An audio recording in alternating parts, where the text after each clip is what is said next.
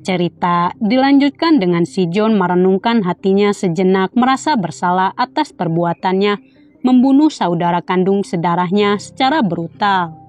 Akibat dampak terkena paparan godaan iblis nafsu membuat Chan Hee menjadi tidak terkendali berusaha membunuh Miho. Meski kenyataannya pahit, John harus menanggung sebab akibat berurusan dengan sosok iblis. Ia tidak bisa menyangkal satu hal dan yang lainnya bahwa sosok iblis itu adalah kakaknya sendiri. Lantas, John memberikan batu berapi perwujudan dari Chan Hee kepada Pan.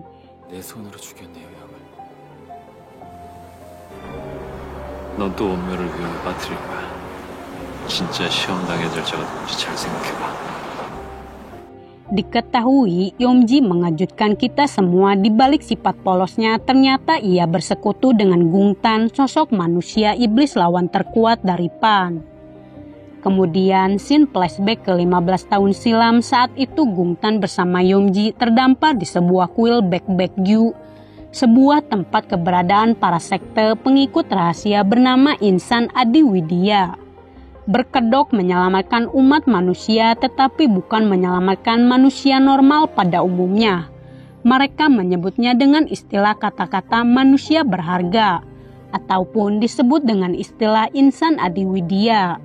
Gungtan yang sudah dihianati oleh manusia tentunya sangat marah, tidak mempercayai siapapun termasuk orang-orang aneh di depan matanya. Berkali-kali mempertanyakan siapakah mereka ini dan apa tujuan mereka membawanya ke kuil tersebut. Kebenaran berangsur-angsur terungkap. Berbagai peristiwa ini tidaklah kebetulan, melainkan sudah direncanakan dengan sangat matang. Penuh dengan terencana oleh sekte Insan Adiwidya menciptakan sebuah makhluk terpilih untuk memenuhi kebutuhan hasrat mereka menjadi manusia keabadian.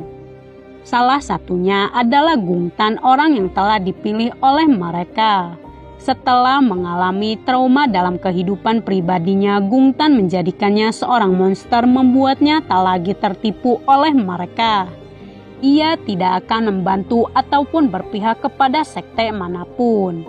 Dan ternyata Biksu Jong dulunya adalah berpihak kepada sekte itu. Mereka mempunyai tabiat busuk, memiliki satu tujuan yang sama. Tapi keadaan merubah segalanya ketika Biksu Jong berhasil menciptakan Pan dan Gungtan, sang pemburu iblis dari kegelapan. Sebaliknya, Biksu Jong memilih berlawanan dengan mereka, tidak satu pemikiran lagi, memiliki tujuan bijaksana menyelamatkan dunia dari kehancuran.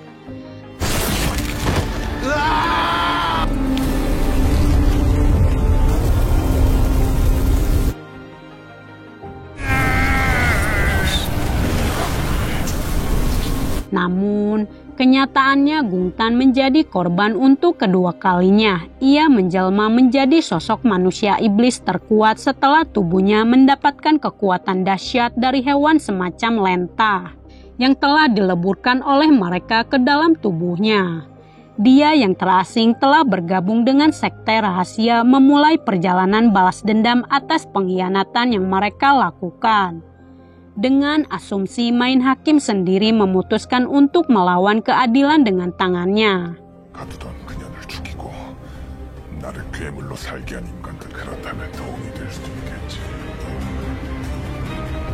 Kembali ke masa perbudakan, pelatihan yang begitu keras dan susah untuk digapai. Keduanya cukup kesulitan beradaptasi dengan sesi ujian itu, sangatlah berat, menguras tenaga dan pikiran mereka.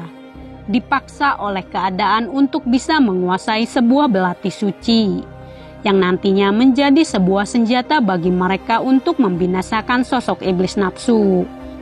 Pada mulanya Gungtan dan Pan sangat kesakitan ketika keduanya berusaha menggenggam belati suci mereka masing-masing yang memiliki energi yang sangat panas.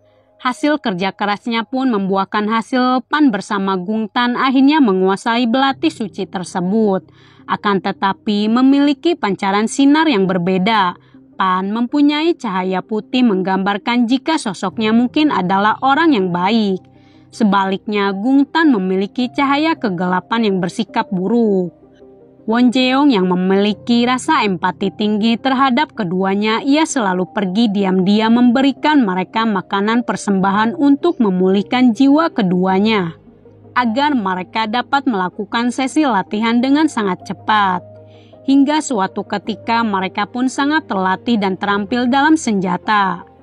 Sebab itu adalah jalan satu-satunya untuk menyelamatkan dunia dari para monster. Selagi menunggu, Won Jeong mengaktifkan sebuah perisai batu untuk menyegel para iblis, mengingat usianya terbilang masih muda itu sangatlah sulit.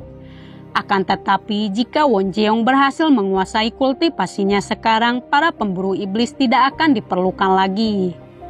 이런 것으로 수행하는 존재가 될 테니 이 번뇌를 느끼지. Di luar dugaan, Won Jeong mengajak Pan dan Gungtan pergi bermain ke curug menjadi malapetaka bagi mereka. Tindakannya tersebut ada konsekuensinya yang akan ditanggung. Won Jeong jatuh pingsan setelah ia digigit oleh Pan. Hal itu membuat Gungtan berasumsi bahwa situasi sekarang adalah waktu yang tepat untuk kabur dari mereka. Sayangnya, Pan yang merasa bersalah memilih untuk kembali ke kuil Taejangsa. Oleh karena itulah mereka pun mendapatkan hukuman dari Biksu Jong. Won Jeong akhirnya sadarkan diri, tapi ia menyalahkan dirinya sendiri akibat tindakannya itu. Pan bersama Gungtan mendapat sebab akibatnya. Pertemanan yang kuat saling terikat satu sama lain membuat Won Jeong memutuskan akan menerima takdirnya menjadi sosok dewi untuk menyelamatkan dunia agar kedua temannya itu terbebas dari belenggu perbudakan iblis. Setelah dewasa, Gungtan bersama Pan tumbuh dalam kehidupan yang penuh dengan ketidakadilan, tidak diperlakukan sebagai manusia. Dipaksa menuruti titah dari Biksu Jong membinasakan para monster. Ketika Pan disibukkan melawan monster, Gungtan memilih berlawanan membunuh manusia ketimbang iblis. Sisi psikopatnya pun muncul setelah mengeksekusi orang di depannya, memiliki kepuasan dan antusiasme tersendiri baginya. Tak lama muncullah Won Jeong kembali lagi ke kuil Taejangsa setelah berkelana untuk menguasai kultivasinya. Lantas ia pun membuat kesepakatan dengan Biksu Jong yang mana ia akan menciptakan sebuah perisai baru yang akan menyegel para monster dan iblis secara kekal. Dengan satu syarat, Biksu Jong harus membebaskan kedua temannya. Tentu jelas Gungtan yang tidak terlalu dekat dengan Won Jeong tak mempercayai ucapan Won Jeong. Gungtan meragukan rencana darinya bahwa ia tidak akan mempercayai siapapun setelah perbuatan mereka mengubahnya sebagai sosok monster. Ia pun memperingati Pan bahwa mereka harus lebih dulu menyerang sebelum diserang oleh mereka. Singkatnya, di malam hari tepat ritual penyegelan iblis akan berlangsung. Won Jeong dengan sangat terampil menciptakan sebuah perisai batu untuk menyegel para iblis di atas bukit, termasuk Gungtan dan Pan akan terseret juga. Oleh sebab itulah Biksu Jong membebaskan keduanya dari penjara bawah tanah, namun itu tidak membebaskan mereka dari belenggu perbudakan. Keduanya dimasukkan ke dalam sebuah kotak besar berdalih mengikuti ritual penyegelan. Maka dimulailah kejadian yang janggal di mana Pan dan Gungtan akan dibakar hidup-hidup oleh sekutu Biksu Jong. Selagi menunggu, Won Jeong menyempurnakan perisainya tersebut. Karena mereka ingin mengantisipasi akan perwujudan sosok manusia setengah monster bisa menjadi bumerang bagi mereka. Kejadian yang tidak diinginkan pun terjadi. Pan dan Gungtan dihianati oleh Biksu Jong dan sekutunya setelah tugas mereka selesai. Selayaknya barang yang sudah usang tidak diperlukan lagi. Hal itu membuat Gungtan sangatlah marah dengan instingnya tidak pernah meleset dan terbukti mereka semua berkhianat. Setelah apa yang mereka lakukan berhasil melindungi umat manusia. Akan tetapi balasannya begitu menyakitkan bagi mereka. Alhasil kepribadian iblisnya pun aktif membuat porak-poranda di sekitarnya membalas dendam kepada mereka lebih kejam dari balasan mereka. Merampas organ tunggal mereka dengan sangat sadis dan brutal.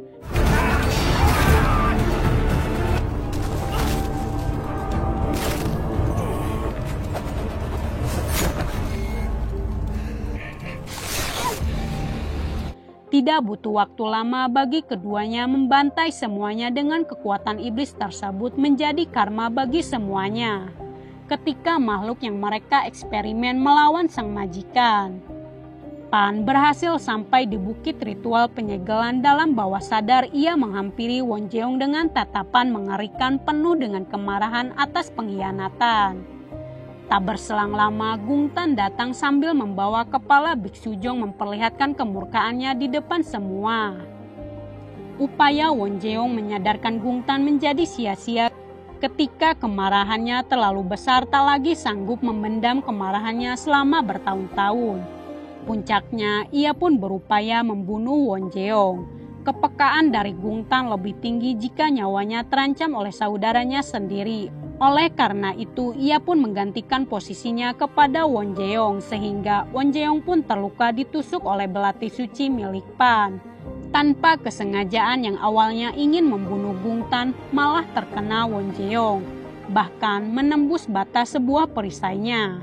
Dengan demikian, beban Pan dan Gung Tan menjadi pemburu iblis akhirnya terbebas. Dalam kondisi sekarat, Won Jeong meminta Pan untuk tidak melupakannya. Ia berjanji akan menyelamatkannya kembali hingga saat itu tiba. Satu hal yang pasti, Pan harus mengenali sosoknya.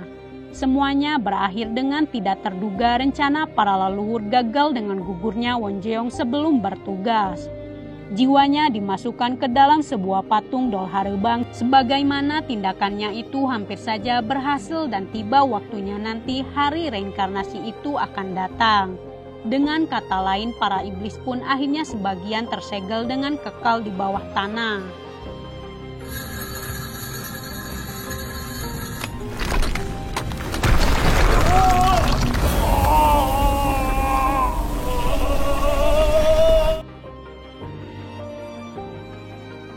Singkat cerita, Miho akhirnya memilih untuk mengaktifkan kekuatan dari Won Jeong karena ia sadar orang-orang di sekitarnya mulai dalam bahaya akibat sosok iblis nafsu yang mengaguminya. Lantas, Miho bersama Pan mendatangi Nenek Baekju untuk meminta bantuan bagaimana caranya mengaktifkan sebuah perisai batu untuk menyelamatkan orang-orang. Nyatanya cukup sulit bagi Miho dengan tubuhnya yang sebenarnya itu bukanlah dirinya yang sekarang. Semua yang telah ada di dalamnya harus dibuang habis. Dirinya merupakan wadah reinkarnasi dari sosok Dewi Won Jeong yang terjebak di tubuh wanita pribumi yang lemah.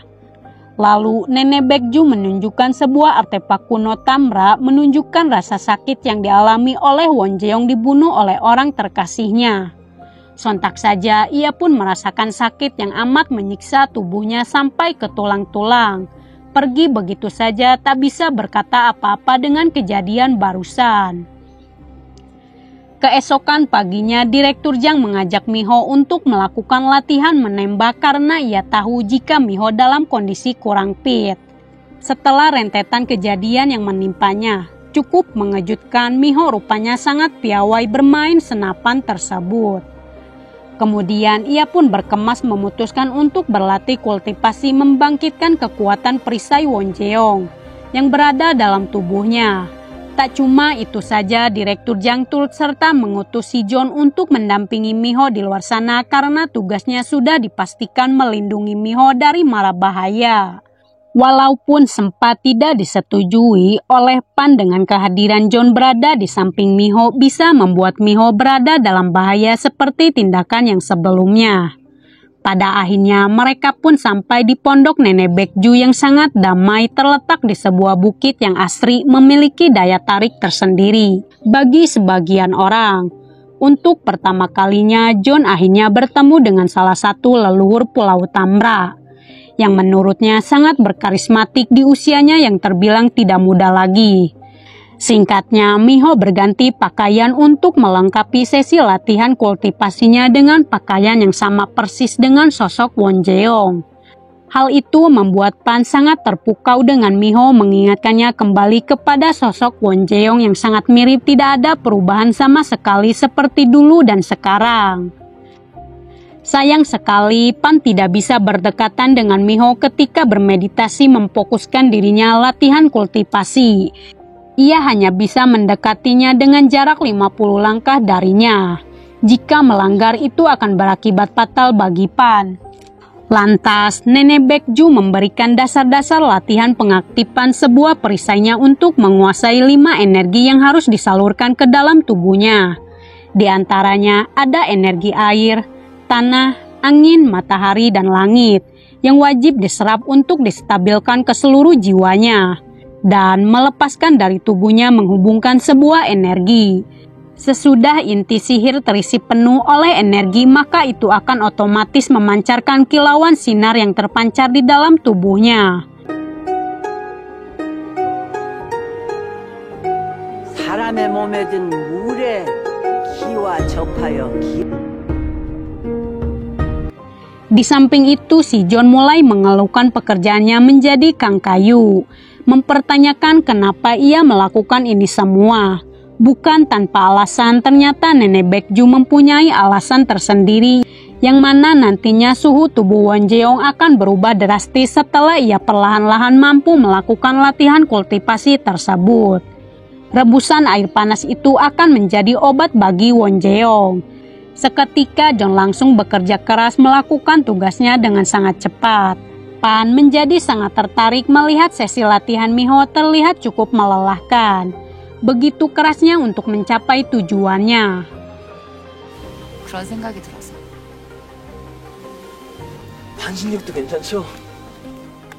Singkat kata, Miho kembali melanjutkan aktivitasnya, kembali melakukan latihan tanpa lelah yang kelak menjadi lelah. Dengan seiring berjalannya waktu, ia akan berhasil menguasai kultivasinya. Yomji datang lebih cepat dari dugaan Nenek Baekju, padahal ia sudah diingatkan untuk tinggal di rumah temannya sementara waktu. Kedatangannya membawa bekal makan siang untuk dinikmati oleh mereka. Dengan menunjukkan wajah polosnya, Yomji berhasil mengecoh mereka semua dengan kepribadian yang baik dan ceria. Faktanya ia mempunyai maksud lain bersama Gungtan sebagaimana sudah merencanakan untuk membunuh reinkarnasi dari sosok Won Jeong. Dengan tabiat busuknya mengajak semua orang untuk makan masakannya tanpa disadari oleh mereka jika Gungtan diam-diam mendatangi Miho yang sedang latihan kultivasi. Karena energi Gungtan memiliki aura negatif yang berbeda dengan Pan, Nenek Baekju bersama Pan akhirnya tersadar dengan aura jahat itu tidaklah asing bagi keduanya. Mereka pun mulai panik dengan situasi tersebut. Kembali ke masa lalu dengan sosok Won Jeong remaja mengutarakan keprihatinannya yang harus dialami oleh kedua sahabatnya. Menjadi korban keegoisan para leluhur Tamra dengan mengubah takdir orang lain menjadi seorang manusia setengah iblis. Sosok pemburu monster dan iblis nafsu yang kelak menjadi penyelamat dunia. Nenek Baekju tak bisa berbuat banyak dengan ambisi Biksu Jong itu membuat hati Won Jeong merasa sakit. Beban berat harus dipikul oleh Won Jeong dengan ia juga sudah ditakdirkan menjadi dewi penyelamat bagi manusia. Atas titahnya menyegel kaum iblis dengan kekuatannya tersebut. Akan tetapi di usianya yang terbilang belum memenuhi standar untuk mengaktifkan sebuah perisainya, Won Jeong dipaksa harus menerima takdirnya menjadi dewi penyelamat. Walau dalam hati kecilnya ia juga tak ingin menjadi seperti itu sebab pelatihan yang keras sangat menguras tenaganya dan melelahkan. Hingga suatu ketika hasil dari kerja kerasnya berlatih tanpa letih akhirnya membuahkan hasil dengan Won Jeong bisa menaklukkan 5 elemen alam beserta menguasai perisai penyegelan iblis. Balik lagi ke masa awal pertemuan dari Gungtan bersama Yomji. Kala itu kondisi Yomji cukup memprihatinkan dengan keluarganya sangatlah kacau dengan sang ayah merupakan seorang temperamental dan tukang mabok. Yomji remaja memilih untuk keluar dari zona tak nyaman itu sampai akhirnya ia tidak sengaja papasan dengan Gungtan dengan kondisi terluka. Yomji yang melihat merasa iba atas apa yang dialami oleh Gungtan. Lantas ia pun membantunya untuk menghangatkan Gungtan dan merasa nyaman bersenderan di bawah pohon. Meski kenyataannya Gungtan ada niatan ingin membunuhnya, Yomji tidaklah takut, sebaliknya ia malah semakin menempel.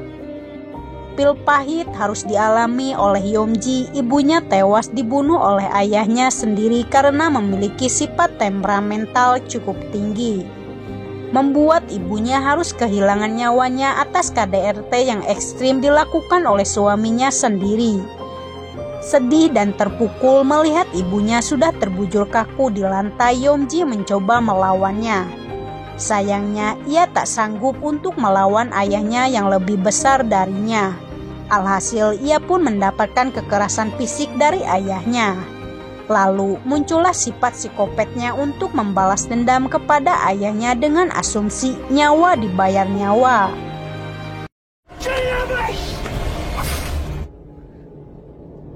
Atas peristiwa itu Yomji memulai perjalanannya bersama Gungtan. Sebagaimana diketahui, Gungtan menjadi sosok paling jahat karena menjadi korban pengkhianatan dari para leluhur Tambra yang telah mengubahnya menjadi seorang monster.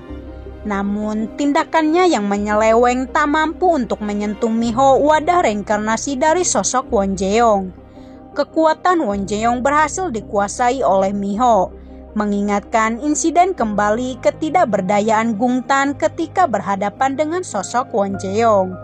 Perasaan takut dan gemetar membuat Gungtan akhirnya mengurungkan niatnya untuk membunuh Miho. Aura negatif itu dirasakan oleh John, Pan, dan Nenek Baekju. Panik dengan hal itu, mereka mencoba menemukan Gungtan. Naasnya, Gungtan yang jauh di atas rata-rata berhasil lolos dari mereka dengan berteleportasi. Di samping itu, Miho akhirnya mengingat sebagian ingatan dari sosok Wonjeong, wanita yang sempat dicintai oleh Pan hingga sekarang, membuat hatinya merasa terenyuh dengan sebuah janji yang dibuat oleh Wonjeong tak dapat ditepati.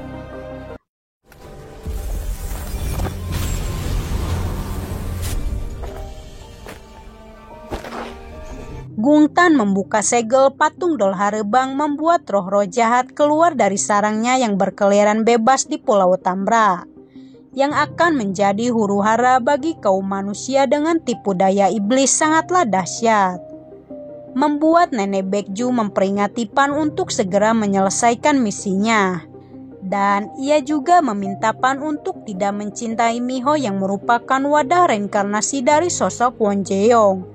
Sesuatu hendak terjadi apabila ingatan Wonjeong kembali pulih, tubuh Miho perlahan-lahan akan memudar dengan seiringnya ingatan Wonjeong.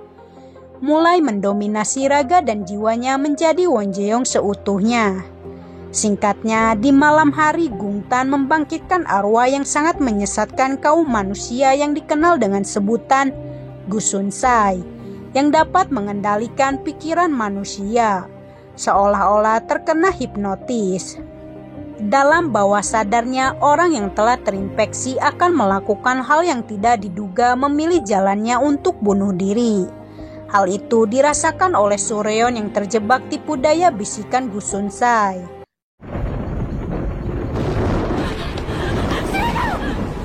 근데 왜 하필 수련이야? Sontak saja semuanya heboh dengan kematian tragis Sureon memilih jalannya sendiri. Miho semakin terkoyak oleh serangkaian insiden mengerikan mengancam orang-orang di sekitarnya terkena dampak olehnya yang merupakan seorang reinkarnasi dari Wonjeong. Ia menyalahkan dirinya sendiri karena tidak bisa melindungi mereka. Sebagai akibatnya reinkarnasi dari Dewi Penyelamat, tetapi untuk saat ini Miho tidak dapat menyelamatkan mereka. Meskipun mengetahui fakta mengerikan itu, Yomji tak bisa menghentikan aksi pamannya yang sudah terobsesi balas dendam. Situasi semakin menarik di mana seluruh murid SMA Tambra terkena tipu daya muslihat dari iblis Gusunsai yang sangat menyesatkan, membuat kekacauan di seluruh desa. Berbagai kekuatan gelap dan jahat terus menghantui seluruh desa sampai akhirnya Miho terkena tipu daya bisikan Gusunsai. Atas serangkaian insiden tragis membuatnya terbelenggu dan terjebak dengan situasi sekarang. John bersama Direktur Jang mencoba menghentikan langkah Miho. Naasnya dalam waktu yang sama keduanya dihadapkan dengan kekacauan para murid terkena tipu daya muslihat Gusunsai sebagaimana mereka akan berlomba-lomba melakukan bunuh diri massal.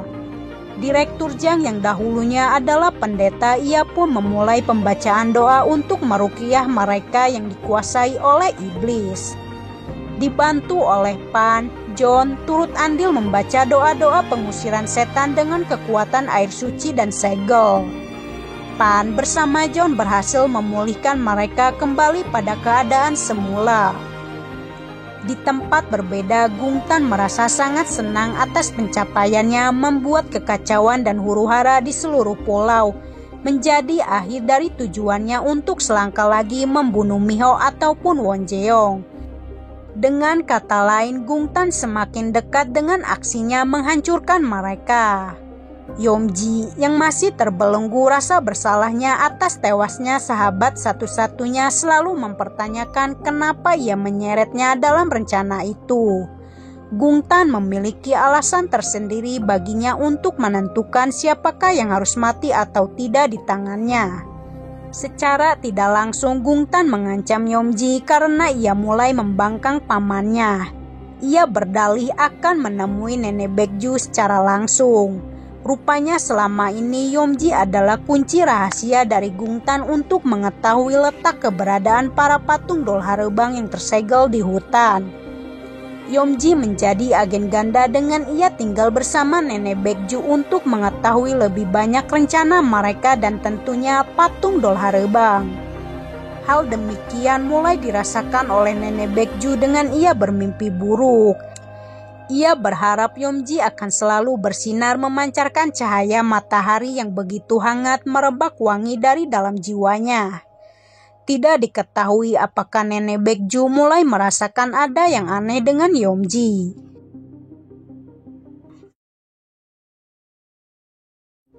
Gungtan akhirnya bertemu dengan saudara lamanya yang memilih jalan masing-masing. Ia terus memojokkan Pan memintanya untuk kembali pada asalnya yang merupakan seorang manusia setengah iblis yang tidak dapat kembali suci selayaknya manusia normal. Dengan pembawaan yang tenang, Gungtan mengajaknya untuk bergabung dengan sekutunya menuntut balas dendam kepada mereka dengan asumsi identitas seorang main hakim sendiri dengan karma yang mereka buat. Pan memberikan jawaban menohok bahwa ketika Wonjeong mengaktifkan perisainya, ia mengetahui jika Gungtan merasakan ketakutan yang sangat tinggi. Oleh sebab itulah ia selalu melibatkan para kaum iblis untuk melukai Miho alih-alih bertindak sendirian. Meski demikian, Gungtan tak putus asa meyakinkannya untuk kembali memiliki hubungan yang baik. Ia memperingatinya bahwasannya jika Miho akan kembali mengingat semua ingatan Wonjeong, maka keduanya akan berakhir. Pan enggan terjerumus ke lubang hitam yang menyesatkan. Ia pun mempunyai rencana untuk menghilangkan rasa kekosongan yang dialami oleh Gungtan selama ini dengan cara membinasakannya menjadi abu. Pan cukup kesulitan untuk melawan saudaranya yang jauh di atas rata-rata darinya. Ia pun harus mengakui kekalahannya, tetapi ia tidak akan berhenti sampai di situ saja. Ia bersama si John bekerja sama untuk saling melindungi Miho bagaimanapun juga. Di samping itu, Pan juga akan melacak keberadaan sosok iblis Gusunsai yang telah membuat kekacauan di Pulau Tambra. Untuk kesekian kalinya, Gungtan mengetahui rencana mereka dengan CCTV alternatif dari anak binatangnya. Dengan begitu, ia pun memulai membacakan mantra-mantra jahat untuk mengalihkan semuanya. Dengan ia mengendalikan Gusunsai membuat mereka akan saling terpisah meninggalkan Miho sendirian di kamarnya. Tanpa harus menyentuhnya, Gungtan berhasil mengendalikan pikiran Miho untuk keluar jauh dari tempat tidurnya. Bahkan merasakan rasa kebersalahannya atas Sujin mati karenanya. Dalam bawah sadarnya ia seperti melihat sosok Sujin, tapi kenyataannya itu adalah jelmaan dari setan Gusunsai. Bahkan kerasnya tipu daya muslihat Gusunsai berhasil membuat Miho tidak mempercayai Direktur Jang. sosok pria tua yang sudah ia anggap sebagai keluarganya.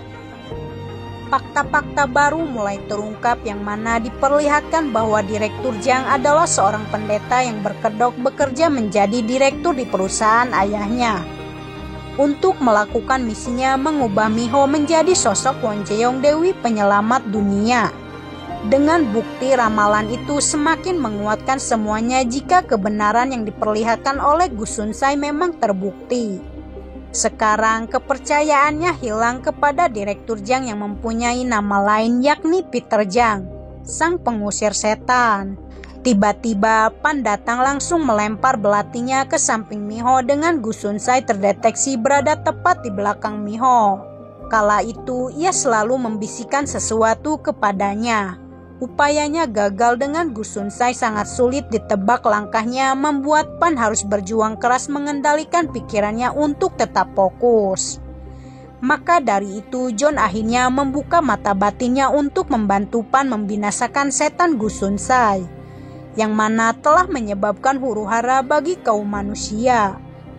Alih-alih merasa terbebas dari semua keterikatan itu, Miho justru ingin mengakhiri hidupnya karena tidak ingin terlibat dalam semua peristiwa mengerikan tersebut. Ia pun beranggapan jalan satu-satunya adalah mengakhiri hidup Miho ataupun Won Jae-yong. Ajaib, Won Jae-yong menolongnya seolah-olah mengatakan bahwa semua kekacauan yang terjadi saat ini bukanlah kesalahannya, dengan memperlihatkan semua ingatan Won Jae-yong. Tapi faktanya itu bukanlah Won Jae-yong, melainkan uluran tangan dari Pan yang berhasil menyelamatkannya. Sehingga ingatan Won Jae-yong saling terhubung kepada Miho dengan ikatan batin keduanya saling mencintai. Kini Miho sangatlah bersalah atas janji yang ia ucapkan membuat Pan harus menunggu waktu dengan jangka lama, menunggu kepastian yang tidak tahu kapan hari itu akan tiba. Kini Miho sangatlah bersalah atas janji yang ia ucapkan membuat Pan harus menunggu waktu dengan jangka lama, menunggu kepastian yang tidak tahu kapan hari itu akan tiba. Ia hanya bisa meminta maaf karena tidak bisa menguasai kekuatannya kembali, bahkan tak mampu menolongnya sesuai janji setianya di masa lalu maupun di masa sekarang. Pertunjukan keduanya membuat daya tarik bagi Gung Tan menunjukkan wajahnya kepada mereka. Dengan ia sudah mengetahui fakta sebenarnya jika Miho reinkarnasi dari Won Jae-yong tak dapat memulihkan kekuatannya seperti dahulu, membuat Gung Tan semakin bahagia dengan ia akan mudahnya membunuh Miho. Perkelahian pun tak terelakkan di antara Gung Tan bersama Pan, dengan masing-masing pihak mempunyai tujuan yang berbeda. Yang satu ingin membunuhnya dan yang satu lagi ingin melindungi kekasihnya.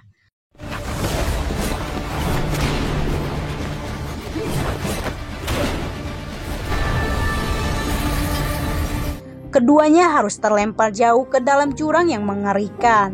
John terlambat datang membantu mereka dengan semua sudah porak-poranda.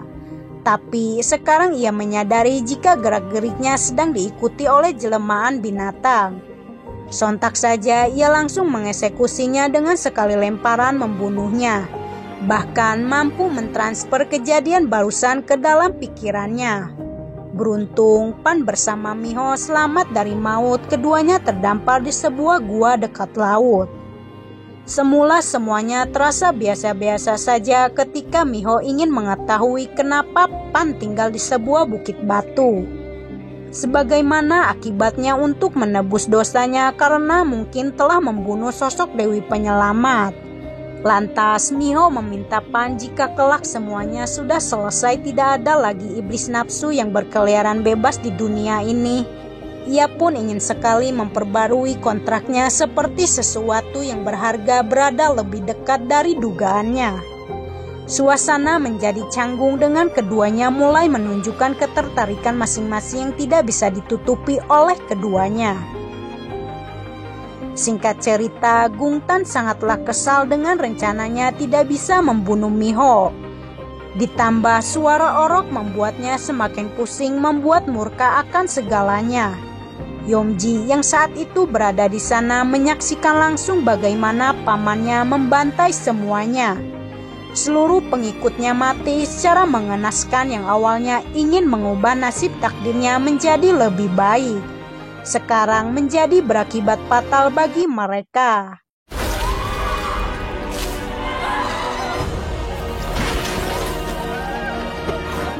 Yongji tak bisa bergeming melihat pembunuhan sadis dan brutal yang dilakukan oleh Gungtan meluapkan kekesalannya kepada para pengikutnya dengan mengambil semua organ tunggalnya satu persatu. Jalan satu-satunya adalah kabur dari kekacauan saat ini. Akan tetapi Yongji tak lupa menyelamatkan Orok tadi yang masih hidup.